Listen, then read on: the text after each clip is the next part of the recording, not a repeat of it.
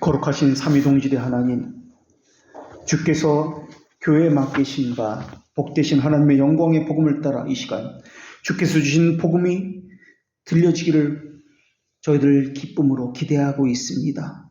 주의 은혜가 그리스도 예수 안에 있는 믿음과 사랑과 함께 넘치도록 풍성하게 하여 주시옵고, 주의 은혜와 긍휼과 평강이 주의 몸 모든 지체들에게 있게 하여 주시옵소서.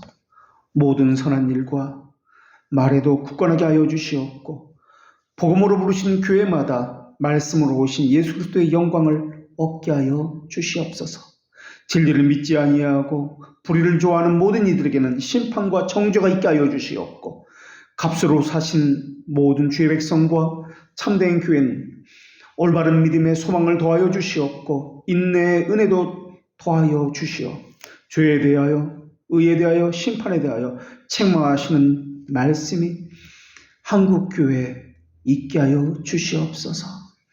그 말씀을 따라서 저희 자신의 실상이 어떠한지 적나라하게 볼 수 있게 하여 주시옵고, 회개의 영을 주시는 하나님의 인도하심을 따라 하나님의 묵시가 선포될 때마다 저희들이 돌이켜 하나님의 자비를 구하는 한국교회와 저희들 되게 하여 주시옵소서. 진리의 말씀이신 예수님의 이름으로 기도합니다. 아멘. 오늘 하나님께서 우리에게 주시는 말씀은 구약성경 학계 2장 3절의 말씀입니다. 하나님의 말씀을 봉독합니다. 너희 가운데 남아있는 자 중에서 이 성전의 이전 영광을 본 자가 누구냐? 이제 이것이 너희에게 어떻게 보이느냐? 이것이 너희 눈에 보잘것없지 아니하냐? 아멘.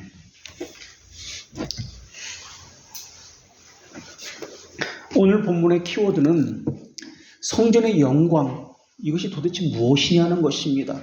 사람들은 가시적인 것, 현상적인 것을 가지고 그것의 실제를 찾아가면서 이것이 본질이다 라고 생각하는 경향이 있습니다. 그래서 오늘은 모형과 원형이 무엇인지, 실체가 무엇이고 본질이 무엇인지 살펴보도록 하겠습니다. 오늘 본문에 너희 가운데 남아있는 자 중에서라고 이렇게 말씀이 시작됩니다. 여기서 남아있는 자라는 말씀은, 이 단어는 이전에 보았던 2절에 말씀하신 남은 백성과는 다른 그러한 의미를 가진 단어입니다. 그러니까 이전에 남은 백성이라는 것은 바벨론 포로에서 돌아온 선민들을 이야기합니다.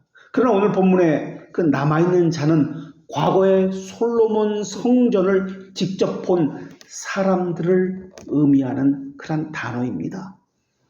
하나님은 성전을 직접 본, 그러니까 원로들, 나이가 지긋한 사람들의 경험에 의지해서 이것이 바로 교회다 하는 이러한 절망의 영향이 퍼져가고 있는 유대 백성을 바로잡아줄 필요성이 있다라고 판단하셨던 것입니다.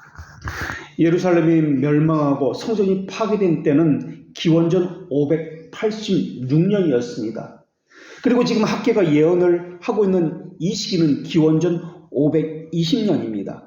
그러니까 기원전 586년과 지금 520년, 그 시간의 간격은 66년의 차이가 발생합니다. 그러니까 이전에 솔로몬의 영광, 그 성전의 영광을 바라본 사람은 적어도 66년, 최소한 70살 이상은 된 사람은 그것을 보았다라는 것을 우리가 알 수가 있습니다. 그들은 어떻게 나라가 망했는지, 어떻게 솔로몬 성전이 파괴됐는지 자신들의 두 눈으로 똑똑히 보았을 것입니다. 오늘 본문은 바로 그러한 사람들을 지목해서 하나님께서 말씀을 선포하고 계신 겁니다. 아무래도 그들은 연장자입니다. 그리고 마치 장로급에 해당되는 그러한 연령층의 사람들입니다. 그러다 보니까 그들의 말 한마디가 사람들에게 파급력이 컸을 것이라 보여집니다. 어르신들의 그런 말을 듣고서 백성들의 마음이 어땠을까 하는 것입니다. 지금 우리가 짓고 있는 것은 성전도 아니래. 옛날 성전하고 비교하면 이것은 너무 허름해서 이건 성전이라 말할 수 있을 정도가 아니래. 지금 지어지고 있는 성전을 보면서 백성들이 낙심한 상태입니다.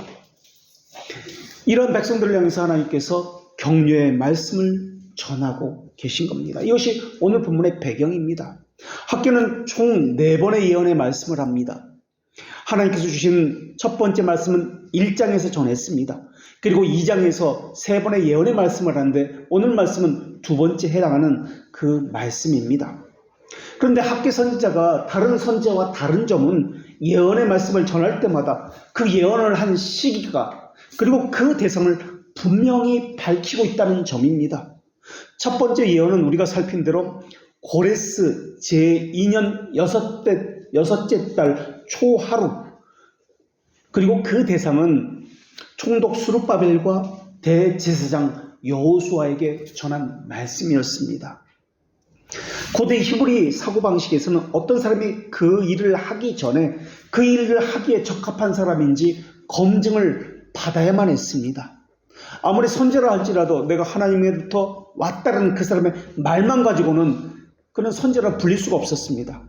어쩌면 그런 의미에서 첫 번째 예언이 정치적 지도자였던 총독 스룹바벨과 종교적 지도자였던 대제사장 여호수아에게 먼저 전해지는지도 모르겠습니다. 이 지도자인 이 두 사람이 인정해야 그리고 그 이후에 남은 백성에게 말씀을 전할 자격이 입증되지 않았나 그렇게 보여집니다.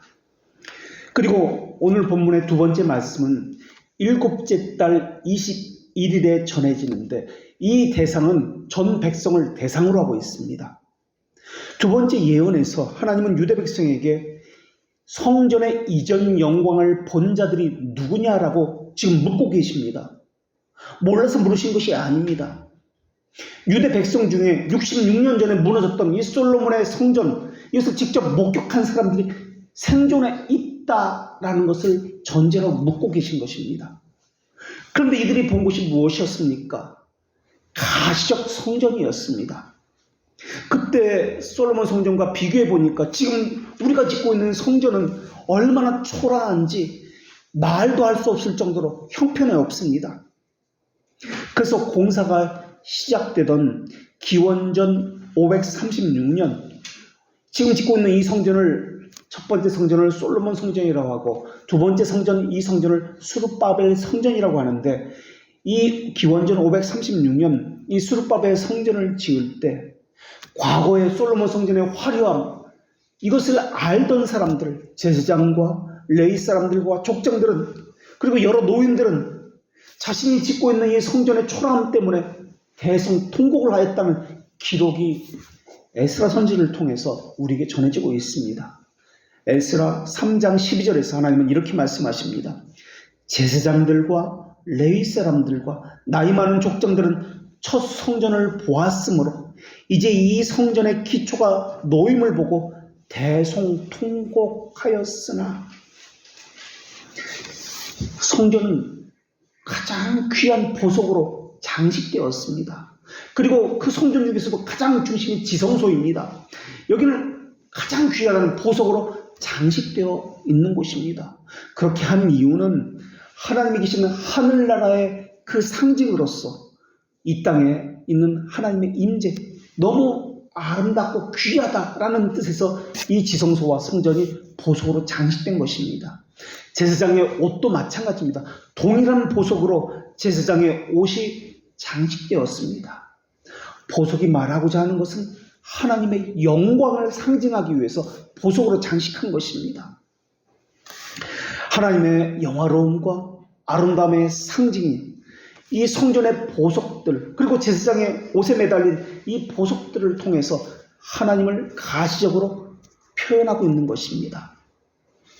이것은 모두 하나님의 영광의 은유적인 것들이었습니다. 그런데 그 하나님의 영광에 못 미치는 것을 보니까 너무 마음이 아픈 겁니다. 그래서 통곡을 하고 있는 것입니다.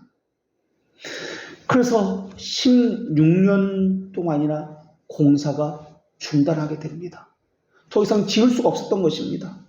그리고 나서 16년 후에 다시 이래서는 안 되겠다 해서 공사가 시작된 것이 지금 학계의 배경입니다. 다시 시작되는 520년, 지금 이 상황에서도 에스라 시대에 있었던 그것과 유사한 일들이 지금 벌어지고 있습니다.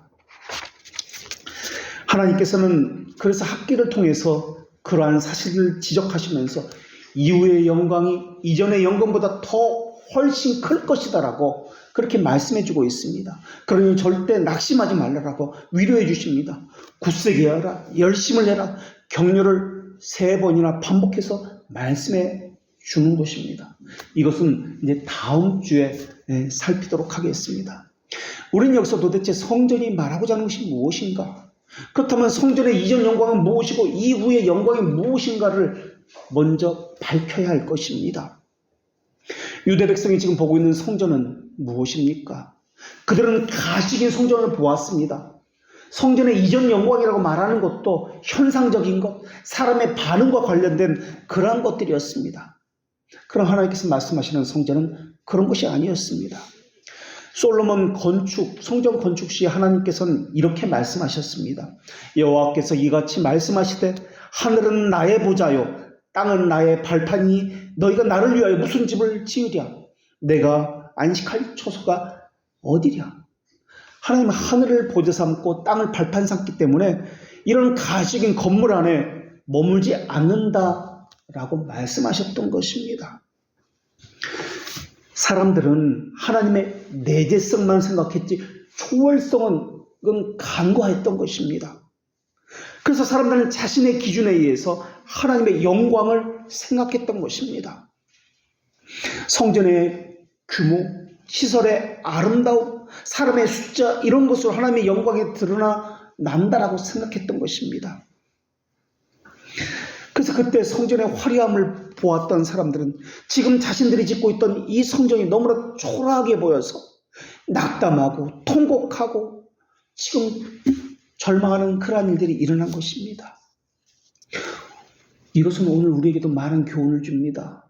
몇천 명, 몇만 명 사람들이 몰려드는 곳, 그곳만이 하나님의 임재가 있다고 생각하는 사람들, 그곳이 바로 하나님의 영광을 돌리는 곳이라고 생각하는 사람들이 있다라는 것입니다. 동시에 그러한 것과 비교해서 낙담하고 절망하는 우리 자신의 모습을 보게 됩니다. 지난주도 어느 목사님을 만났는데 자기 교회 교인이 자그마치 20명이나 된다는 거예요. 제가 그 말을 듣고 얼마나 낙담이 되고 충격을 받았는지 모릅니다. 저는 잘해야 그 교회가 한 5명 정도 됐겠다 생각했는데 너무나 대형 교회라는 생각이 20명이 감당할 수 없구나 라는 생각이 들어서 말입니다. 소위 대형 교회는 전도를 하지 않아도 몰려드는 사람 때문에 예배당 좌석이 부족하고 숫자 파악도 제대로 되지 않습니다. 교인이 서로가 누군지를 모릅니다. 그러다 보니까 성도의 교제는커녕 교회 앞에서 주차장에서 교인들끼리 주차 시비가 붙어가지고 싸우는 경우가 자주 있습니다. 담임 목사가 자기 교회 교인들이 누군지 모르는 건 당연하고요. 자기 교회 전도사가 누군지도 모릅니다. 목양이 이루어지지 않는데도 불구하고 그런데도 사람들은 생각하기를 바로 하나님께서 함께 하시는 교회이기 때문에 이렇게 커졌다라고 생각합니다.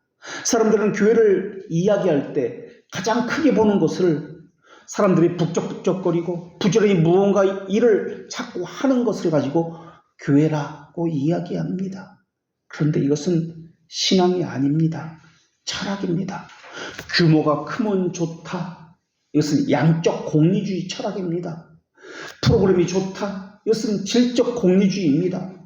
이것은 19세기 제레미 벤자민이라는 사람과 존 스튜어트 밀의 철학입니다. 이들의 사상은 초대교회에 있었던 에피쿠로스 학파와 유사한 사상입니다. 이 쾌락주의입니다. 그래서 사회학자들은 교회를 바라볼 때 신앙이나 철학이나 똑같다고 이야기합니다. 미술에 관심 있는 목사는 교회를 미술관으로 만들어버립니다. 사회사업이나 구제사업에 관심 있는 목사는 교회를 사회봉사단체로 만들어버립니다. 어떤 목사는 교회를 인문, 강좌, 문화센터와 같은 곳으로 만듭니다. 어떤 사람은 교회를 카페나 도서관을 만들어서 그 동네의 사랑방으로 그런 것과 같은 곳을 만들어버립니다. 이러한 것은 아리스토텔레스의 철학을 가지고 교회를 바라보기 때문에 생기는 일들입니다. 아리스토텔레스의 철학은 진료를 통해서 형상과 원형을 바라보겠다는 것입니다. 다수의 가장 큰 행복의 원리, 이 실증주의의 이 가치라고 하는데 이것이 신령주의로 나타나게 됩니다. 신령주의는 체험주의, 신비주의를 이야기합니다. 다수의 가장 큰 행복. 다수가 원하면 그것이 옳은 것이다, 진리다라고 이야기하고 있는 것입니다. 이것을 잘 이용하는 것이 정치인과 기자들입니다. 헌데 교회라는 간판을 달고 그렇게 하고 있습니다. 그러니까 겉으로 드러난 이 형상을 가지고, 가식인 것을 가지고 교회라는 것을 바라보는 사람들의 사고방식이 바로 아리스토텔레스의 철학입니다. 그것을 바탕으로 하는 것이 중세 스콜라 철학이고, 그것이 개혁교회 내에 들어온 것이 아르미니우스주의입니다. 오늘날도 개혁신앙을 가졌다고 하는데 그들의 면모를 자세히 살펴보면 로마 카톨릭의 그 스콜라 철학을 가지고 개혁신앙이다라고 하는 사람들이 너무나 많이 있습니다. 그런 신앙을 가진 사람은 겉으로 드러나는 현상을 가지고 원형을 이야기합니다. 이게 교회다라고 이야기합니다. 스콜라 철학은 크게 두 부류로 나뉘어지고 있는데, 하나는 사람의 이성으로 하나님을 찾겠다는 그러한 사상입니다. 이와 같은 이러한 사상은 중세시대의 일반적인 그러한 사상이었지만, 특히 도미니크 수도회를 중심으로 한 토마스 아퀴나스의 사상을 이야기합니다. 또 다른 하나의 부류는 감각과 체험으로 하나님을 찾겠다는 사상입니다. 이러한 것은 근현대에 더더욱 두드러지게 나타나는데, 이러한 것을 추구하는 사람들은 중세 프란체스코 수도의 영성파와 같은 사람들의 신앙이 바로 이러한 모습입니다. 여기서 신비주의가 나왔고 경건주의자들의 모습이 나왔습니다.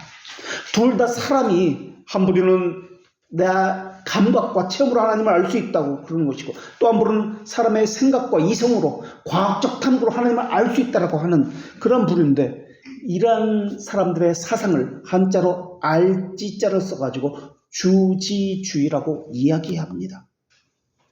이것이 바로 아리스토텔레스의 철학입니다. 그러니까 아리스토텔레스의 철학적 사고는 시간 안에서 보는 겁니다. 하나님이 영원이신데 시간 안에서, 그러니까 인과 원인과 결과를 통해서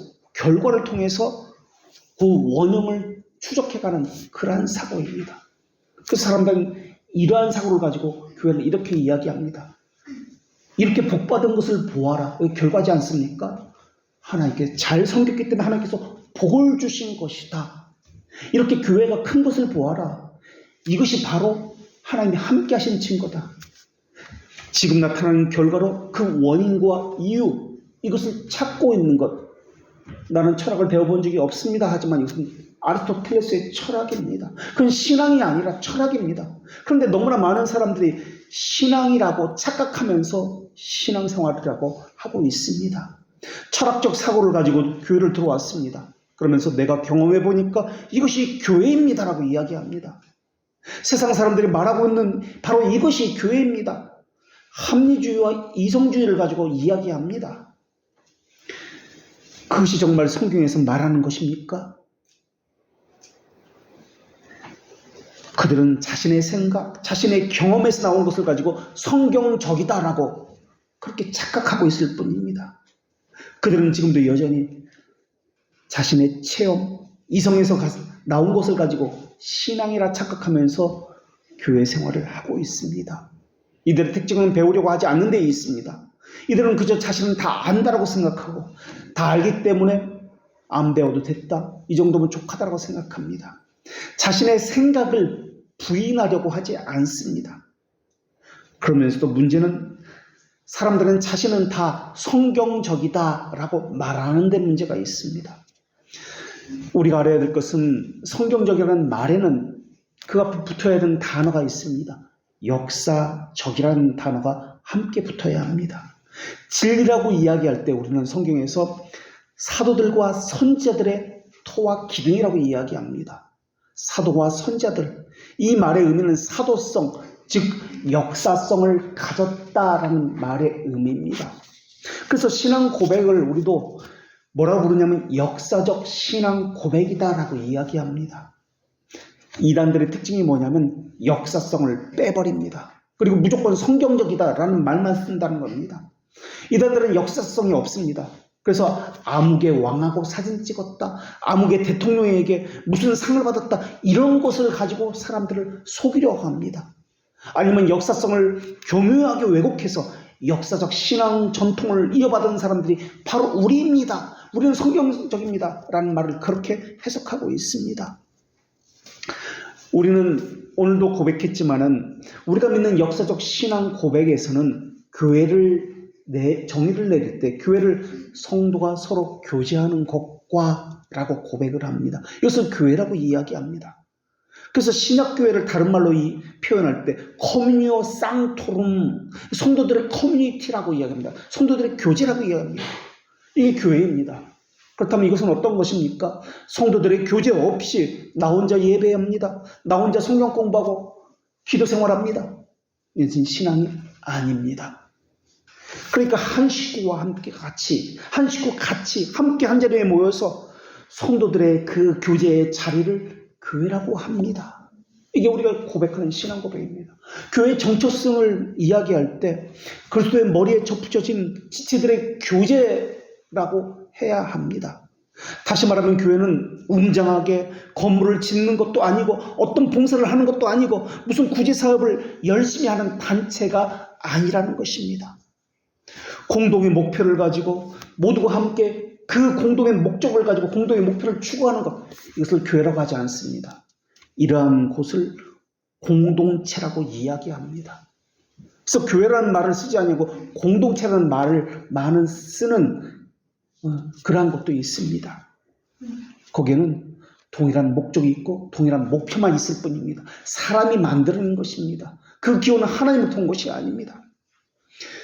교회라는 것은 하나님께서 부르셨다는 것, 그리고 신령한 몸으로 존재하는 양태를 가졌다, 이들이 서로 교제한다는 것을 이야기합니다.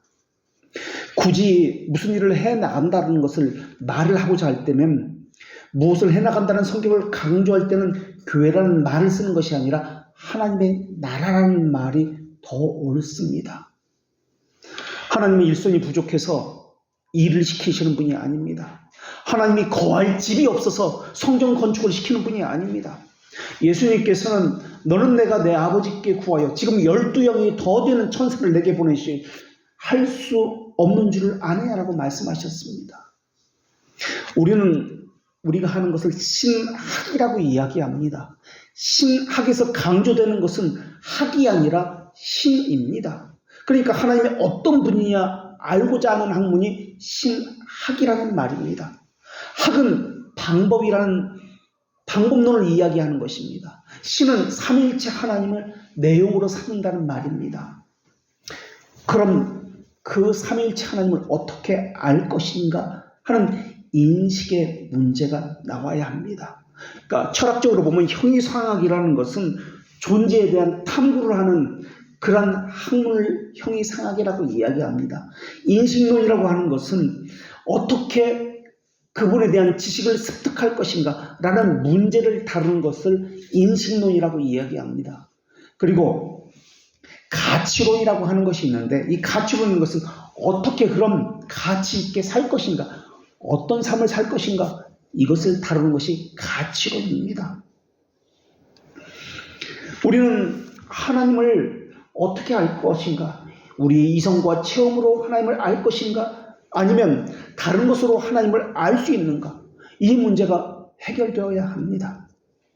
사람은 유한자이고 피조물입니다. 하나님은 하늘에 계신 창조주입니다. 무한자입니다.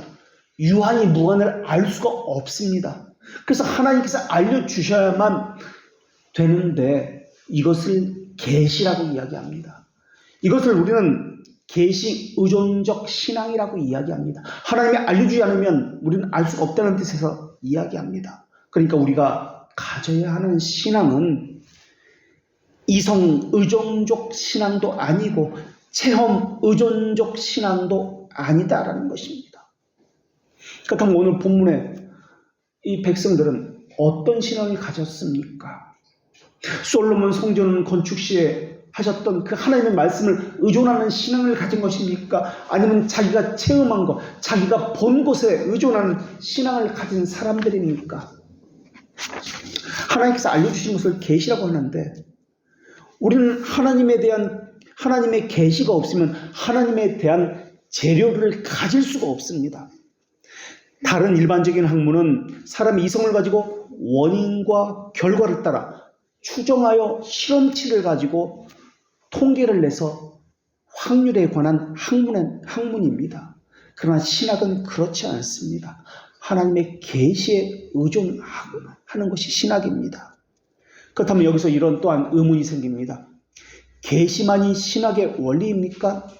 아니면 계시와 이성을 합쳐서 사용하는 것이 신학의 원리입니까?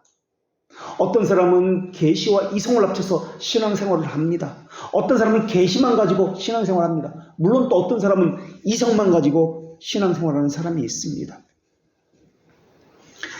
이성이라는 말은 다른 말로 인지한다라는 말입니다. 어떻게 인지하는 것인가?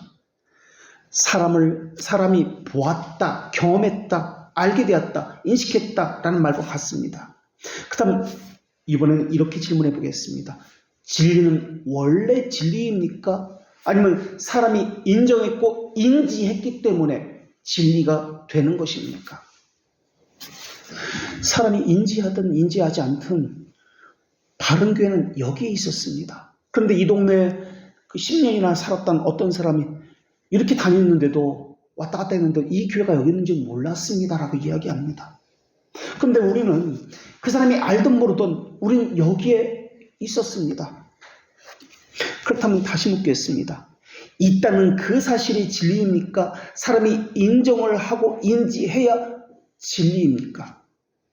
사람이 투표해서 결정한다고 해서 진리가 없어지는 것도 아니고 진리가 아닌 것이 진리가 되는 것도 아닙니다. 그런데 사람들은 자기가 인지해야 진리라는 사고를 가지고 신앙생활을 하고 있습니다. 사람들은 가식인 것에 너무나 쉽게 속고 있습니다. 오늘 본문에 반복되는 단어가 보았다는 단어입니다. 오늘 본문에서 이전 영광을 보았다. 너에게 어떻게 보이느냐? 이것이 너희 눈에 보잘것없이 보이지 아니하느냐? 보았다라는 단어가 반복되었습니다. 그러면서 보잘것없다는 이 단어는 원어적으로 보면 아무것도 존재하지 않았다라는 말입니다. 물론 아무것도 존재하지 않은 것은 아닙니다. 그런데 유대 백성들이 보기에 이 성전은 이렇게 초라할 바에는 아예 없는 것과 같습니다. 우리는 메뚜기와 같습니다라고 말하는 것과 똑같습니다. 이 보았다는 단어는 다른 말로 바꿔서 이야기하면 내 생각에는 자기 경험에 의하면 이라는 말과 같은 단어일 것입니다. 우리는 예수님을 향해서도 그랬습니다. 그는 마른 땅에서 나온 뿌리 같아서 고운 모양도 없고 풍채도 없은지 우리가 보기에 흠모할 만한 아름다운 것이 없도다. 우리는 고운 모양을 원합니다. 풍채가 있어야 한다고 이야기합니다. 우리 보기에 아름다운 것이 있어야 흠모할 수 있다고 이야기합니다. 이것이 우리의 모습입니다. 이러한 생각들은 자기 눈으로 본 현상적인 것, 가시적인 것을 가지고 하나님인지 진리인지 판단하겠다는 것입니다. 그러니까 이것은 내 눈, 내 감각을 믿는다는 뜻이 하나님을 믿는다는 말이 아닙니다. 지금 유다 백성은 자기 경험에 의지하고 있습니다. 그래서 내가 보기에, 내가 경험한 바에 의하면 이건 성전이 아니야. 그래서 통각하고 절망하고 있습니다. 이것이 오늘날 우리가 쉽게 범할 수 있는 잘못들입니다. 내가 생각하는 그것을 하나님이 하시면 하나님이고 내가 생각하는 그것을 하지 않으면 하나님이 아니라고 하는 태도입니다. 내 기도를 들어주면 전능하신 하나님이고 내 기도를 듣지 못하시면 전능한 하나님이 아니라고 합니다. 다시 묻습니다. 진리는 내가 인정하면 진리가 되는 것입니까? 내가 인정하지 않으면 진리가 아니라고 할 수 있는 것입니까? 진리는 변하지 않는 근무옷입니다. 변하지 않기에 진리라고 이야기하고 영원 불변하다는 특징을 가지고 있는 것이 진리입니다. 하나님이 하시는 사역도 그렇지만 하나님의 말씀은 신실하고 변함이 않는다는 그런 특징을 가지고 있습니다. 그런데 우리는 우리 시각으로 자꾸 시간 속으로 하나님을 끌어내리고 있습니다. 그래서 시간 안에서 하나님을 판단합니다. 하나님의 말씀이 맞는지 아닌지 우리의 시각으로 우리가 결정을 합니다. 이 교회를 왔다 간 수많은 사람들은 한결같이 이렇게 이야기합니다. 그들의 공통점은 이겁니다. 내가 보기에 이렇게 해야 합니다. 그들은 그것이 교회라고 생각합니다. 자기가 결정한, 자기가 생각한, 경험한 그대로 하지 않으면 교회도 아니고 목사도 아니라고 말하는 것 같습니다. 그래서 내가 생각한 대로 하지 않기 때문에 이곳은 나를 다닐 수가 없습니다. 마치 오늘 본문에 나오는 사람들처럼 자신이 본 것, 자기가 경험한 것에 기초하고 있습니다. 유대 백성들의 생각은 너무나 초라하기 때문에, 너무나 작은 교회이기 때문에 초라한 곳에서는 하나님의 영광이 임하지 않습니다라고 생각하는 것 같습니다. 근데 예수님은 마태복음 12장 6절에서 성전보다 더 큰 이, 요나보다 더 큰 이, 솔로몬보다 더 큰 이라는 말씀을 하셨습니다. 크다는 말은 규모가 크다는 말이기도 하지만 때로는 영향력이 더 크다는 의미이기도 합니다. 헬라에서 크다는 이 단어는 메이존이라는 단어를 사용하는데, 이 단어는 우리가 일반적으로 어떤 메가커피 이렇게 메가라는 단어를 쓸 때 더 크다라는 의미입니다. 헬라에서의 이 단어는, 메가존이라는 단어는 더 많은, 더 연장자의라는 의미를 가지고 있습니다. 단지 나이가 많다는 그런 개념이 아니라 나이가 많기 때문에 더 영향력이 큽니다라는 의미를 가진 단어가 이 크다는 단어입니다. 히브리어에서 크다는 단어, 가돌이라는 단어도 마찬가지입니다. 외형적인 크기에서도 물론 이 단어가 사용되지만 위대하다, 누구보다 위대하다는 단어가 이 히브리어의 가돌이라는 단어입니다. 그러니까 신약에서는 이 크다는 단어가 영향력이 더 크다, 많다는 의미로 사용되었다면 구약에서는 더 위대하다라는 의미로 이 크다는 의미가 사용되었다라는 것입니다. 그러나 공통점은 신약이든 구약이든 이 크다는 단어는 외형적인 모습이 아니라 내부적인 모습을 표현하는 데 사용되었다라는 겁니다. 그러니까 마태복음 12장 6절에서 성전보다 더 크니, 요나보다 더 크니, 솔로몬보다 더 크니를 바로 예수 그리스도라고 이야기할 때 성전, 요나, 솔로몬이 말하고 있는 원형이 바로 예수 그리스도입니다라고 말하고 있는 것입니다. 내부적인 원형이 보이는 가시이고 현상적인 것보다 더 큽니다. 비교할 수가 없습니다라고 이야기합니다. 우린 이미 진리라는 개념이 두 가지 개념이 있다는 것을 배웠습니다. 하나는 헬라어적인 개념입니다. 그리고 또 하나는 성경에서 말하는 진리라는 개념, 히브리적 진리 개념이 있다는 것을 배웠습니다. 빌라도는 많이 배운 사람입니다. 그 당시에 로마 철학, 그리스 철학에 대해서 능통한 사람입니다. 세네카라는 사람과 동일한 시대에 살았던 사람으로 예수님에게 진리가 무엇이냐라고 물어봤을 때 서로 다른 개념을 가지고 다르게 설명을 합니다. 그러자 예수님은 히브리식의 진리라는 개념을 그들이 이해하지 못했기 때문에 더 이상 대꾸하지 않습니다. 헬라식 개념의 진리는 대중성을 말하는 개념입니다. 더 많이 사용한다, 더 많이 알려졌다, 더 많이 이름이 났다, 이런 것이 좋은 제품이다, 그런 개념입니다. 그러니까 사람의 인지라는 측면에서, 대중성이라는 측면에서 가치가 있다, 그러면 이것이 진리다라는 개념입니다. 이게 헬라식 개념입니다.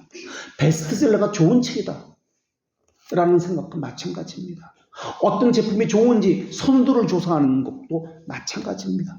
그런데 그 사실 좋은 것과는 상관이 없는 경우가 너무나 많이 있습니다. 시대에 따라 더 좋아질 수도 있고 좋았던 것이 안 좋아질 수도 있습니다. 이러한 진리 개념이 바로 헬라식 개념의 진리입니다. 그러나 히브리식 개념은 그 진리 자체가 사실에 근거합니다. 절대 변할 수 없는 사실, 이것이 진리라는 개념입니다. 헬라식의 개념은 가치 판단에 의해서, 사람에 의해서, 대중성에 의해서 판단된다면 히브리식 진리는 사람과 상관이 없습니다. 그것이 실제, 그것이 진리와의 관계에 있습니다. 오늘날 사람들은 신앙생활하면서 이런 헬라식의 개념을 가지고 교회를 말하고 진리를 이야기하고 있다는 것입니다. 헬라식, 다시 말하면 아리스토텔레식의 철학입니다. 이것을 가지고 성경을 바라보고 신앙생활을 합니다. 유대 백성에게서 지금 성전을 바라보고 있는 이들에게서도 이런 개념이 보이고 있습니다. 성전보다 더 큰 이라고 할 때 성전이 갖는 고유한 의미보다 더 위대한 의미를 갖고 있는 분이 예수 그리스도라는 말입니다. 요나도 그렇고 솔로몬도 같은 개념입니다. 요나는 선지자로서 소위 성공한 선지자의 대표적이 알려져 있습니다.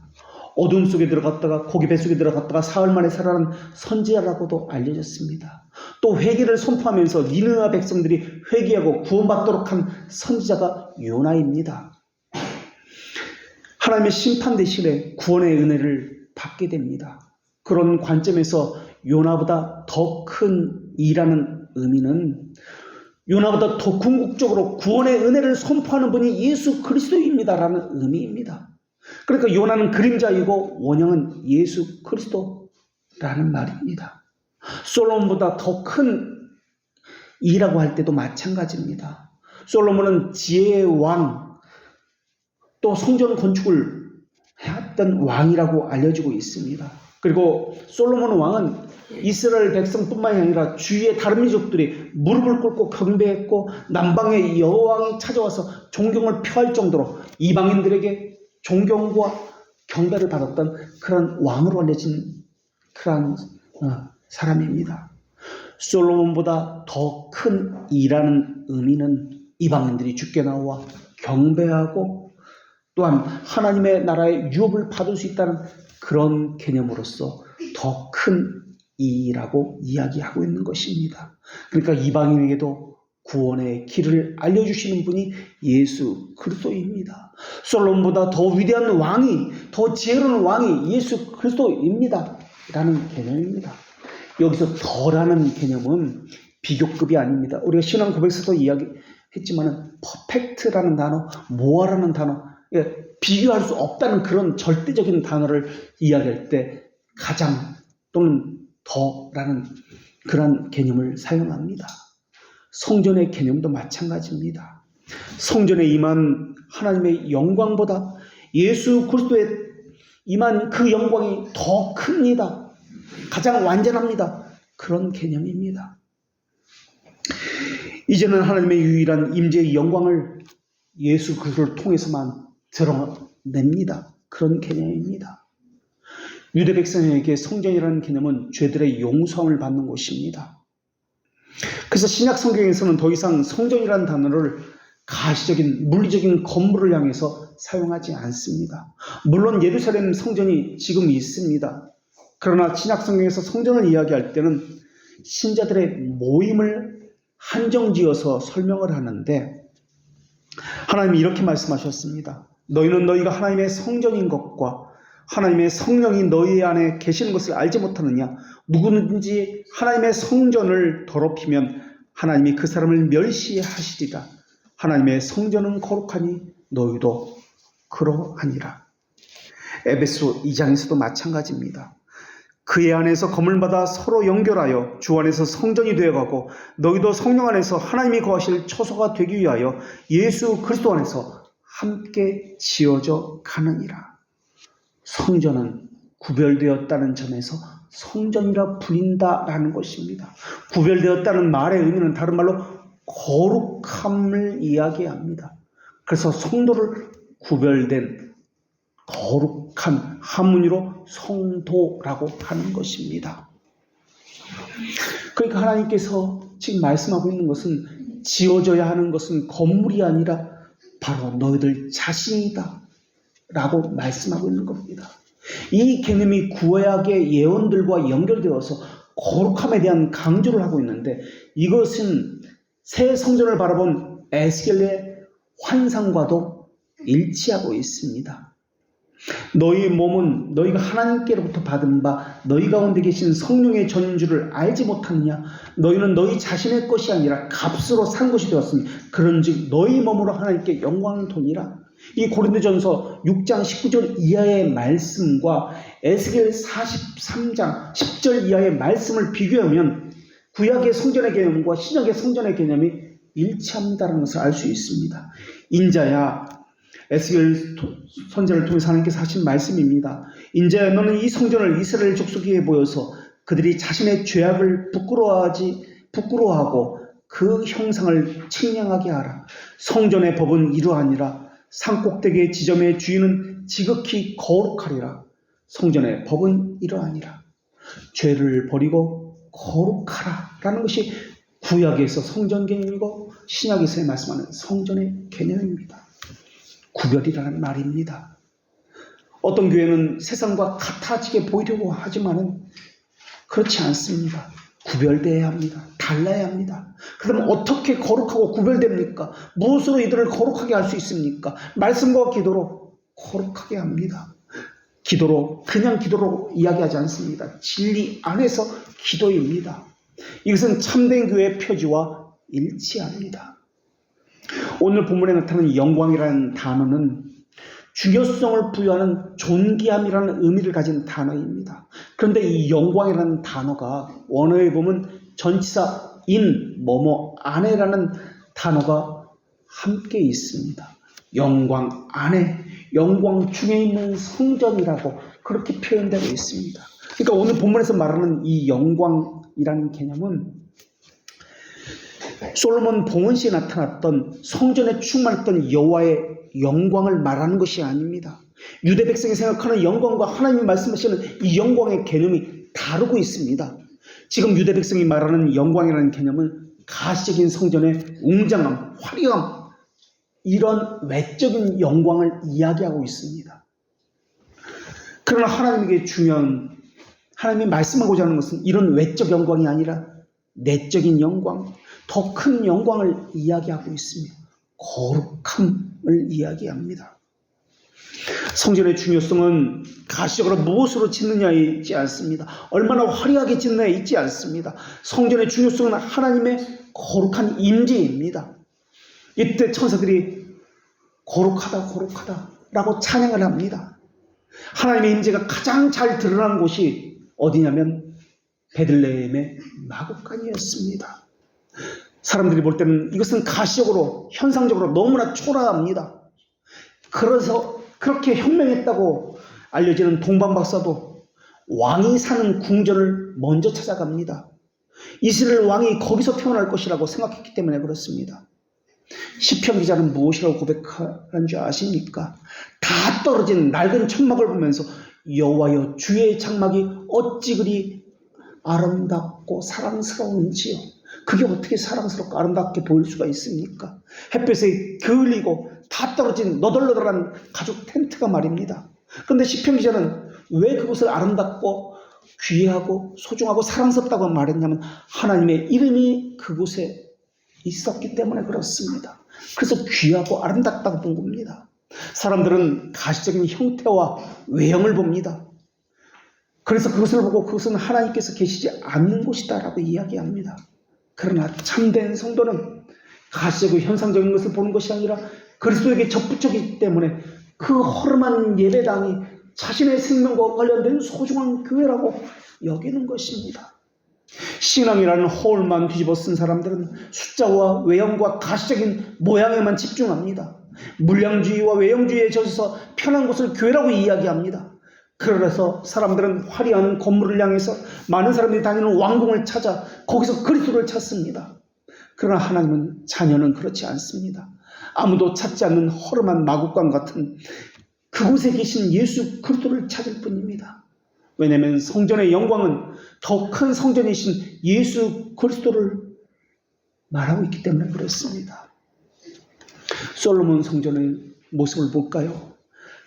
초창기에는 외형적으로 여전히 웅장했고 아름다웠습니다. 하나님의 말씀에 거룩함이 임재가 있었습니다.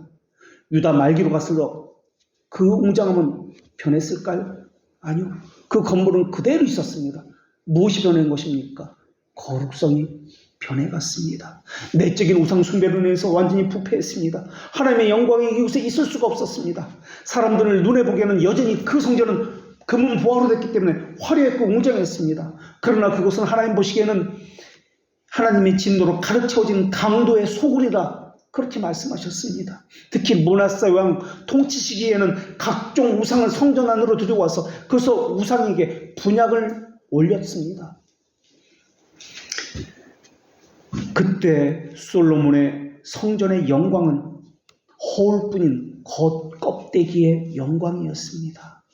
그래서 하나님은 그 허울뿐인 영광을 다 파괴시키기로 결정하셨던 것입니다. 그렇게 하셔서 유대 백성의 교만함과 허영심을 꺾어 놓으셨던 것입니다. 유대 백성은 지금 자신들이 짓고 있는 성전의 규모가 과거 솔로몬의 성전의 규모와 비교해서 초라했기 때문에 하나님의 영광마저 초라할 것이라고 여겨서 통곡하고 있습니다. 바로 이러한 상황에서 하나님께서는 학개 선지자를 통해서 유다 백성의 잘못된 생각이 무엇인지를 고쳐주고 있으며 진정한 교회가 무엇인지, 진정한 하나님의 영광이 무엇인지를 말씀해 주고 계십니다. 그래서 하나님은 사람들에게 지금 건축되고 있는 성전이 너희들 눈에는 어떻게 보이고 있느냐라고 물으셨던 것입니다. 몰라서 물으신 것이 아닙니다. 자신들이 짓고 있는 이 성전을 보잘것없는 것으로 보고 있는 유대 백성의 생각들을 고쳐주기 위해서 물으신 것입니다. 사실 이렇게 물으신 것 자체가 하나님의 자비하심입니다. 하나님은 이들을 책망하지 않으셨습니다. 다독거리고 위로해 주십니다. 우리 같으면 당장 벌을 내리고 책망할 텐데 하나님은 미련한 사람들의 원망과 자책까지도 보듬어 주고 계십니다. 중심을 보시는 분이 하나님이십니다. 간절한 마음이, 그들의 애틋한 마음이 어떤 것인지 하나님은 알고 계셨기 때문에 그렇습니다. 얼마나 안타까웠을까, 얼마나 하나님께 더 좋은 것을, 더 아름다운 것을 드리고 싶어서 그랬을까. 그 마음을 헤아린 것이 하나님이십니다.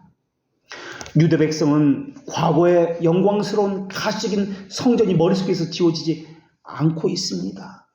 그러한 백성에게 하나님은 말씀을 보내셨습니다.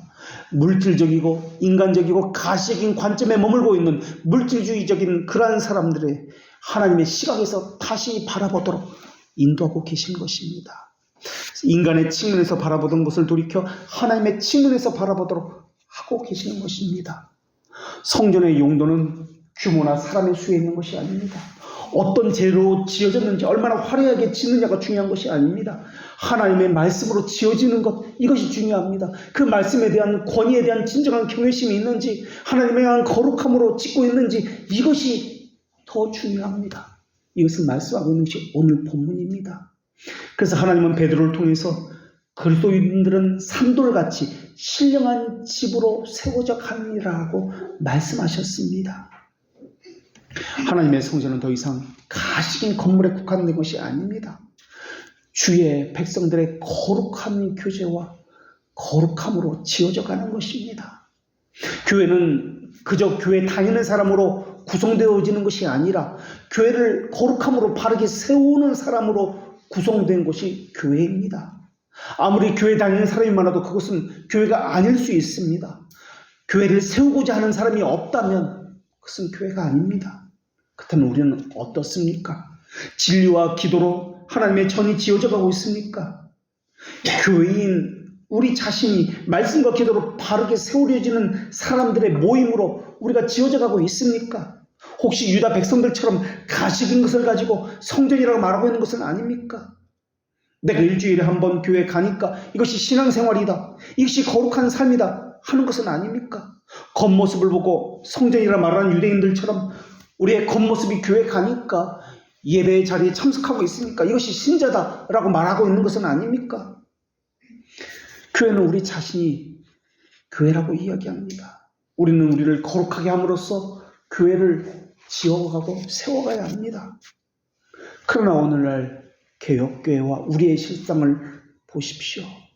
우리가 그렇게 비웃고 교회도 아니라고까지 생각하는 그런 일반 교회 교인들도 우리와 비교하면 시간적으로 물질적으로 몸을 들여 봉사하는 것으로나 어떻습니까? 우리가 그들보다 나은 것이 무엇이 있습니까? 그들의 신학은 잘못되었다고요? 그렇다면 오늘 본문에서 교훈을 얻으십시오. 지금 유다 백성들은 분명히 잘못된 신학을 가지고 있습니다. 하나님의 계시와는 다른 신학을 가지고 있습니다. 그들의 신학은 자기 체험적인 신앙입니다. 하나님은 그들에게 왜 다른 신학을 가지고 있느냐, 왜 잘못된 이단적 사상을 가지고 있느냐고 탓하고 책망하고 계십니까? 아닙니다. 하나님은 오히려 그들의 순전한 마음을 보시고 하나님을 향한 애절한 마음을 보시고 위로해주고 계십니다. 그리고 그들의 생각을 하나하나 고쳐주셨습니다. 우리가 가진 것이 무엇입니까? 혹시 높아진 마음으로 자부심을 갖는 것으로 만족하는 신앙, 그것이 전부는 아닙니까? 다른 사람들과는 다르게 우리는 바른 신학을 가지고 있다. 그러면서 열성과 정성과 하나님을 향한 사랑은 다 버린 것은 아닙니까? 개혁교회에 다닌다는 그 이름만으로 과연 하나님의 자녀라고 말할 수 있습니까? 신자라는 이름만 가지고도 과연 성찬에 참여한다고 말할 수 있습니까? 열심 있는 행함은 구원의 조건은 아니지만 참된 믿음을 가졌다면 행함과 함께 가는 것을 우리는 잊지 말아야 합니다. 칭의와 거룩, 우리는 성화라고 이야기합니다만 칭의와 성화를 분리하는 것이 오순절주의자들과 신비주의자들이 가진 사상입니다. 거룩에서 성화에서 칭의를 제거해버리는 것이 또한 자유주의자들이 가진 사상입니다. 오순절주의자들은 칭의와 성화를 분리해버립니다. 그래서 따로따로라고 이야기합니다. 첫 번째 물세를 받았으니까 두 번째 불세를 받아야 한다고 칭의와 성화를 따로 구분해 분리해 냅니다. 이게 오순절주의자들과 신비주의자들의 모습입니다. 자유주의자들은 칭의를 제거해버리고 성화만을 이야기합니다. 그래서 그들은 죄를 이야기하지 아니하고 윤리 도덕적인 것만을 이야기합니다. 그런데 이것이 어찌 그들만의 문제입니까? 그것이 오늘 우리의 문제는 아닙니까? 칭의는 항상 거룩과 함께 갑니다. 이 둘을 분리하거나 둘 중 하나를 제거해내서는 안 됩니다. 선한 양심 안에 견고하게 믿음이 세워져야 합니다. 믿음이 있는 장소는 청결한 양심이라고 베드로 사도는 그렇게 하나님의 말씀을 우리에게 전해주셨습니다. 하나님을 향한 선한 행위와 바른 지식에서 나오는 믿음은 이 함께 가는 것입니다. 바른 지식을 가졌다면 바른 열정이 나오고 바른 순종이 나오게 되어 있습니다. 그래서 믿음을 정의할 때 우리는 두 가지로 구성되었다고 이야기하는데 지식과 확신으로 구성되었다고 이야기합니다. 물론 성경 말씀이 증언하는 것은 가장 선한 신자라 할지라도 이 생에서는 다양한 육체적 의심들과 투쟁해야 한다는 사실입니다. 그러다 보니까 믿음이 흔들리기도 하고 연약한 믿음이 보존되지 못하고 사라져버리는 것 같은 그런 느낌이 들기도 합니다. 그럴지라도 하나님의 자비하심은 나약한 자들의 수많은 오류와 연약함을 수정하셔서 바른 길로 인도하기를 마다하지 않습니다. 바로 오늘 본문의 이 유대 백성들에게처럼 말입니다. 모든 위로의 하나님은 그들의 무지, 헛된 자책으로 더 이상 고통받지 않도록 선명한 복음 선포를 통해서 그들을 다시 깨우고 계십니다. 그리고 바른 길로 인도하고 계십니다. 성령께서는 그들의 믿음이 바르게 보존되도록 그들의 열심이 흩어지지 않도록 그렇게 오늘 본문을 통해서 격려하고 계십니다. 만사의 모든 원인은 그래서 하나님의 자비하심입니다. 오늘 말씀을 통해서 하나님의 자비하심을 우리는 또 발견할 수 있습니다. 하나님의 말씀을 보내신 것 자체가 하나님의 자비하심에서 비롯된 것입니다. 하나님을 체험하고 인식한다는 것 자체도 하나님의 자비하심에서 비롯된 것입니다. 거룩함 역시 하나님의 자비하심에서 비롯된 것이며 견인 역시 하나님의 선하심을 맛본다는 의미입니다. 거룩이라는 말의 의미는 하나님의 형상을 닮았다는 말의 의미입니다. 견이라는 말의 의미는 자기를 부인하고 자기 십자가를 진다는 말의 의미입니다. 그래서 거룩, 자비하심은 하나님의 존재의 본질을 이야기하는 것이고 견인과 선하심은 하나님의 실존, 그러니까 우리에게 계시하신, 드러내신 현존을 말하고 있는 것입니다. 유대 백성은 믿음과 은혜에서 전적으로 떨어지지 않도록 하나님께서 자비하심으로 붙들고 계십니다. 그들이 성전 건축했기 때문에 하나님의 자비하심이 은혜가 있는 것 아닙니다. 그들의 마음이 하나님을 향한 애절한 사랑으로 가득 찼기 때문도 아닙니다. 하나님의 자비하심은 다른 이유가 없습니다. 하나님의 선하신 기뻐하심, 이것만이 유일한 이유입니다. 그래서 하나님의 자비하심을 받은 유대 백성은 더욱더 두려움과 떨림으로 자신의 구원을 이루도록 더 부지런히 배우고 말씀 앞에 더 가까이 나아가며 힘을 다해 하나님을 섬기기 시작하며 성전 건축을 완성하게 이릅니다. 하나님의 자비하심은 인간을 교만으로 인도하지 않습니다. 열정에서 미끄러지지 않게 하는 것입니다. 자만심을 버리고 오히려 겸손하게 만드신 것이 하나님의 자비하심입니다. 그리스도를 피난처로 삼게 하는 것이 하나님의 자비하심입니다. 하나님의 자비하심이 없다면 방종과 교만이 밀려옵니다. 그래서 그 사람으로 하여금 옳은 길은 포기하고 자기가 원하는 길, 세상이 원하는 길, 대중성을 갖는 길을 택하게 만듭니다. 그리고 수많은 사람들의 소리에 영향을 받고 흔들리게 되어 있습니다. 지금 유대 백성들의 모습을 보십시오. 원로들, 소위 말하는 장로들, 그 어르신들의 영향력이 유대 백성 전체에게 퍼져가고 있습니다.